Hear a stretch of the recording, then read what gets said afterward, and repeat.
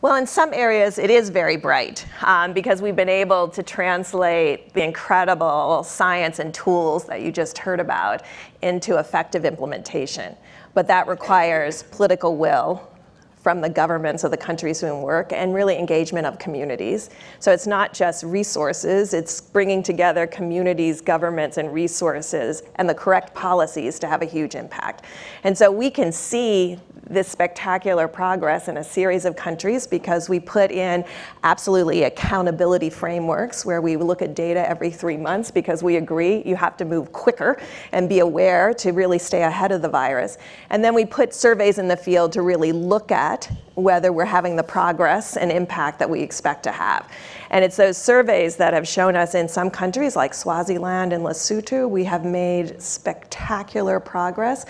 One country with less resources than the other country, but both countries with political will. And in other countries, we haven't made the same amount of progress. And then you have to really start to dissect, because you had the same tools. Why aren't you as effective? And I think that's what we ask ourselves every day. Give us, what does spectacular progress look like? Spectacular progress looks like where 85% of adults know their status. Because we're talking about a disease, HIV, with initial infection. It's silent in most people. So silently destroying the individual's immune system quietly, day after day after day, why they feel well. So when you try to figure out how do you get to a 25-year-old who feels well to interact with a healthcare delivery system that was never set up for them. It was set up for children under 5 and pregnant women. So a 25-year-old who feels healthy doesn't see themselves in need of healthcare. So we're having to really change how communities and individuals interact with the healthcare delivery system in order to be successful. And I think that's the real piece. Knowing your status and being treated are two very different things. In a country like Lesotho, where you rightfully say there's been tremendous progress, what does treatment look like?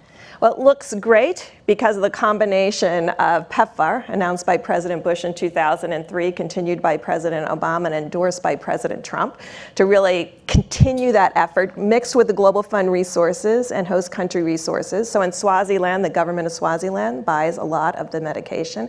In Lesotho, PEPFAR and Global Fund buys a lot of the medication, and about 60 to 70% of the individuals are on treatment.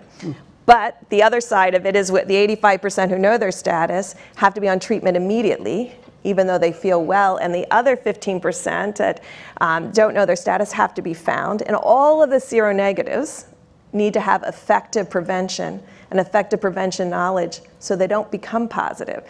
Because I really appreciated the opening where they talked about how sobering, yet it's fallen off the radar screen. We have millions of people infected every year and millions of people still dying, and it isn't in the press, and it isn't being discussed, and it isn't in the schools. And so 16-year-olds are becoming HIV positive who didn't even know they were at risk. And so we do have a communication gap and really creating a knowledge gap at the individuals that are most at risk. So we appreciate you doing this today because we think it's really going to raise awareness. Same question I asked Dr. Fauci. If we were sitting in these chairs 5 or 10 years from now, what would you expect and or hope to see? I think two things. We would love to see, and we think we can get there, a roadmap for success in this series of countries, because remember, it's political will with communities. And so countries that have that combination, we can make great progress and really show the world what controlling a pandemic looks like so that we're ready for the vaccine and the cure.